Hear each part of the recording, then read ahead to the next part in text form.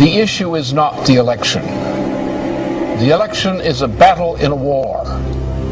It is not something unto itself. The result of this election in itself is a matter of indifference. It's a question of how the battle is won and lost, which is important. But there's another issue here. There's also an issue of World War III.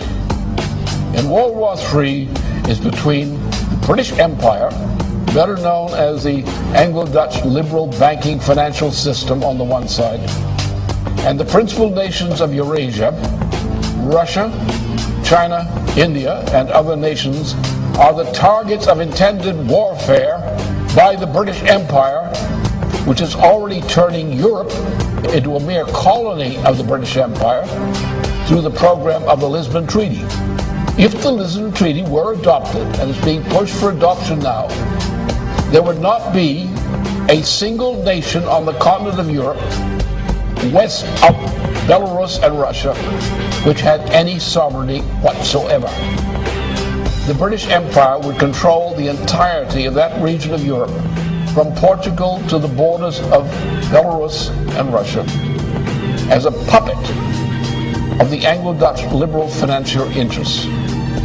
It is those interests represented in the United States for a long time have taken over control of the US dollar, control of the United States. Now they're moving in for the kill.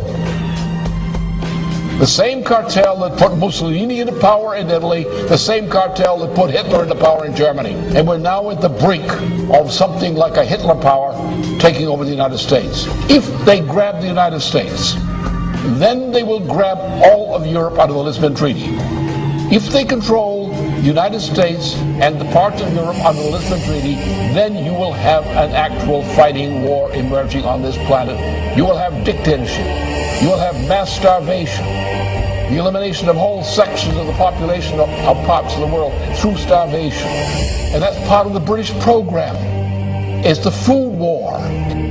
That's the situation. We're not dealing with an election. We're dealing with whether there is in the United States, in the top layers of society, the moral fitness to survive.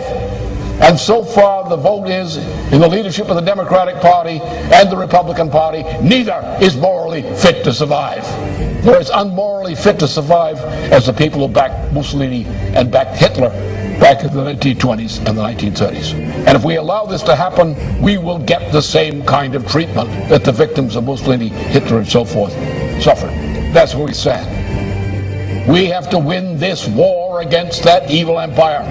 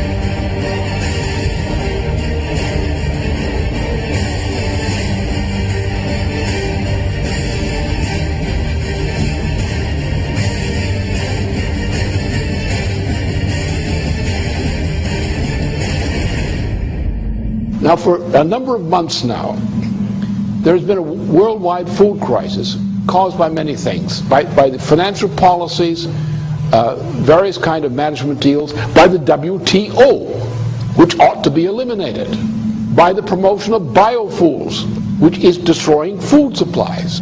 This biofuel program is a gigantic swindle for which there is no possible justification. None. The justification comes out of the World Wildlife Fund of Prince Philip.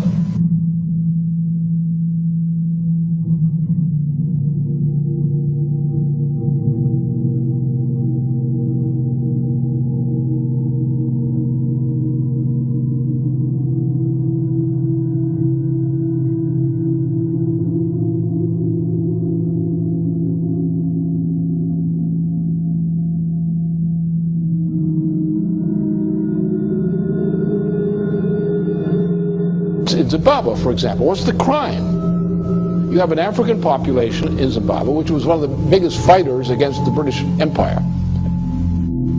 They're not allowed to develop their own territory because London, by various mechanisms, prevents them from doing so.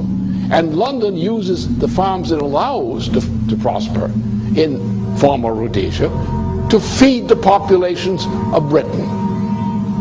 So you have non-African farmers running farms, producing food in Zimbabwe for the edification and fattening of Brits. But the rest of the population is inhibited in any attempt to develop. What they've done is they've taken industries, manufacturing industries in particular, agriculture in particular, and countries which were good agricultural producers or good manufacturing producers have been stripped of those industries. Those industries have been taken to populations where the lower 80% of the population is illiterate. So you have colonies of manufacturing in countries in Asia, Africa, and so forth, South America, where the people, the 80% of the population, does not participate in the economy. You have areas which used to be food-producing areas which no longer produce food. Because what you're having is a world dictatorship under the name of globalization, better called the new Tower of Babel, in which the cultures are being destroyed as the United States is being destroyed, as Germany is being destroyed, as Italy is being destroyed, as France is being destroyed, and the attempt to make war on China, India, and Russia. And that's the intent of the British Empire. Nothing less than destruction and breakup of China, the breakup of Russia, the breakup of India. That is the policy of the British Empire now. This is what the game is.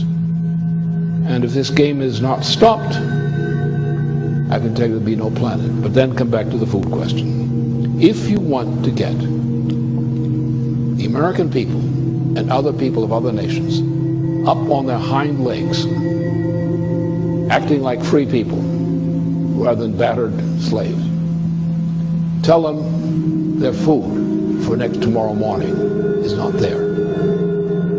That activates popular resistance more than anything else. We are now in such a situation. For many parts of the world, the lack of food is an immediate reality. There is a growing explosion throughout much of the world over this food shortage issue. The rate of food shortage is increasing because the stocking from various food stores, annual stores, has been already delivered, and there's not enough. So as the fact of the empty warehouses and equivalent forms of supplies, as these things go down without food, the food crisis is going to accelerate.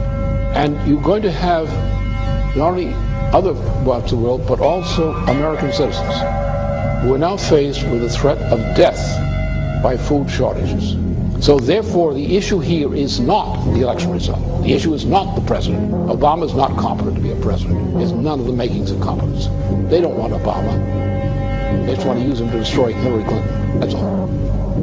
Once they destroy Hillary Clinton, they'll get rid of Obama. That's their intention. And their intention is to bring in a fascist regime in the United States, a presidency which will be in effect a fascist regime, which will cooperate with the British and bring the United States into alliance with the United Kingdom, or the Anglo-Dutch liberals. Not all Brits are for this, by the way.